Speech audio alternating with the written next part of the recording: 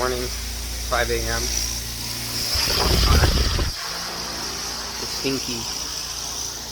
It's no fresh air. The lights are on full blast. They never turned them off. And dogs are barking constantly. I can't sleep a wink. So anyways, we're gonna get packed up and get out of here just as soon as possible. There comes a point where your safety and your comfort kind of balance out, and I think I've hit that point. Would it be safer to stay in this gym today? Probably. But enough people have left that I'm confident there's a way out of here. And at some point, you gotta get some fresh air. This is just, whew, you know? But that's in no way to say I'm ungrateful that we had a place to weather out the storm. I'm very grateful. I'm grateful they had food here too, even if it was moldy. And, you know, grateful for the experience. Not many can say they've lived through a hurricane.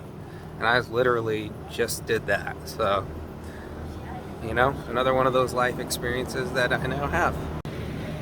Alright, here's where my little family's staying tonight. Kids like to turn and twist when they sleep. They're still asleep. That won't be long because I'm going to start packing up the stuff. Well, good morning. Here's just a little piece of the devastation. Big old tree fell down here. Can't see it very well. It just fell over on top of this car here.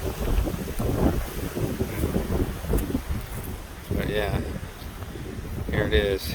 So one of the reasons we bought this house was, check this out, for the fence. What a lovely fence we have now. You know, you got little kids.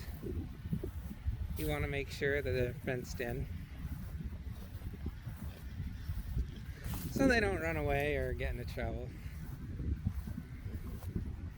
Now, this yard had a lot of trees. They had planted, oh, I don't know, 20 papaya trees. And the more mature ones are over in this corner. They've only owned this property for a year. Amazing. Hi, Bubba. Here is a coconut tree. And it's on the neighbor's yard. And I talked to him. And he's not sure if he wants to pull it out yet. But, look, it's the only tree that didn't fall over. And it could have fallen on our power or his power. And I am so lucky that it didn't, because that would have delayed our power going on even longer. Overall, we're all safe and we're all healthy. It's hot. There's no getting around the heat. There's no air conditioning. There's no water.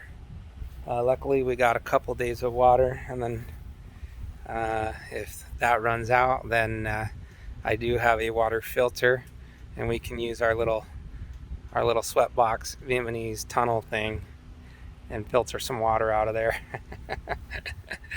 But we'll get through it. But I talked to my neighbor. He said he weathered this out. And what's wild about that is, I said, were you guys freaking out? He's like, yeah, kind of. Yeah, it ripped their roof off. I imagine he was freaking out.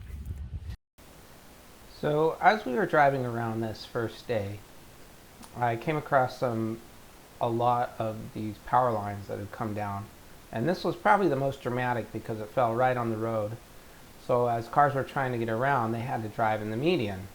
The more in the median they were, the bouncier the road in the median got. So these people had to go around. Really dramatic picture though there. Right here you can see that a power line had snapped in half, and it was in front of this guy's house. But what's amazing is that he's still working on the roof over there. On the left you can see a bunch of power lines that have snapped in half, and on the right you can see a bunch of trees that had fallen over. But yeah, it's just power line after power line that have just snapped like twigs.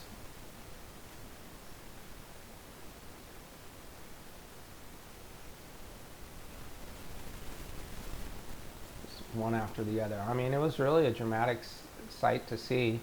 My kids weren't necessarily understanding the ramifications of this much devastation. All the traffic lights, I mean, this was the next morning, but there were police officers at almost every single traffic light. So, you know, one thing you can say about Florida is that they've got the law and order thing figured out.